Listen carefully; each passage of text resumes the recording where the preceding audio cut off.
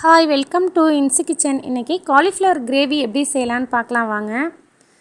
தண்ணியை ஹீட் பண்ணிக்கோங்க. தண்ணி ஓரளவுக்கு ஹீட் ஆனோன்னே நம்ம கட் பண்ணி வச்சுருக்க காலிஃப்ளவரை சேர்த்துக்கலாம். ஒரு 2 நிமிஷம் கழித்து நம்ம காலிஃப்ளவர்லாம் வெளியில் எடுத்துக்கலாம்.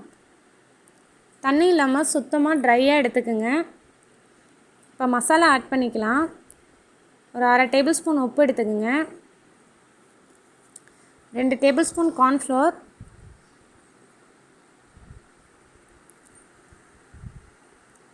1 டேபிள் ஸ்பூன் இஞ்சி பூண்டு பேஸ்ட்டு, மிளகாய்த்தூள் 1 table spoon, garam masala 1 table spoon எடுத்துக்கோங்க. ஃபுட் கலர் வேணால் ஆட் பண்ணிக்கோங்க. நான் ஆட் பண்ணல. தண்ணி இல்லாமல் இதை நல்லா மிக்ஸ் பண்ணி அப்படியே எடுத்து வச்சுக்கலாம். பேன் ஹீட் ஆனோன்னா ஆயில் சேர்த்துக்கலாம். 3 பட்டை மிளகா சேர்த்துக்குங்க. சின்ன சைஸ் பட்டை 2 கிராம்பு சேர்த்துக்கலாம். பட்டை மிளகா ஓரளவு கலர் சேஞ்ச் ஆனோன்னே நம்ம வெங்காயம் சேர்த்துக்கலாம்.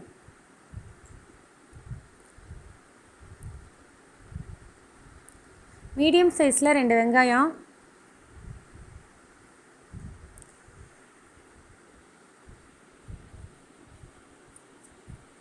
ரெண்டு முந்திரி சேர்த்துக்குங்க.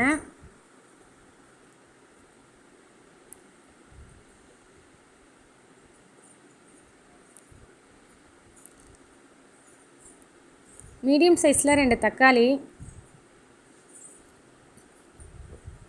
இது ஓரளவுக்கு வதங்கினா போதும், நல்லா வதங்கணும் அப்படின்னு இல்லை. இந்த ஸ்டேஜில் நம்ம அடுப்பை ஆஃப் பண்ணிக்கலாம்.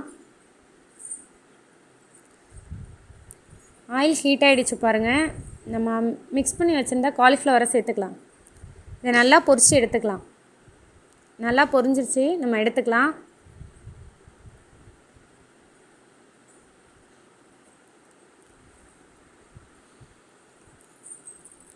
வெங்காயம் தக்காளி வதக்கி வச்சுருந்ததை நம்ம அரைச்சி எடுத்துக்கலாம்.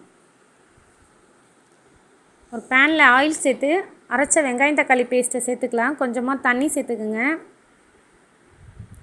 1 டேபிள் ஸ்பூன் இஞ்சி பூண்டு பேஸ்ட்டு சேர்த்து மிக்ஸ் பண்ணி விட்டுக்கலாம். உப்பு,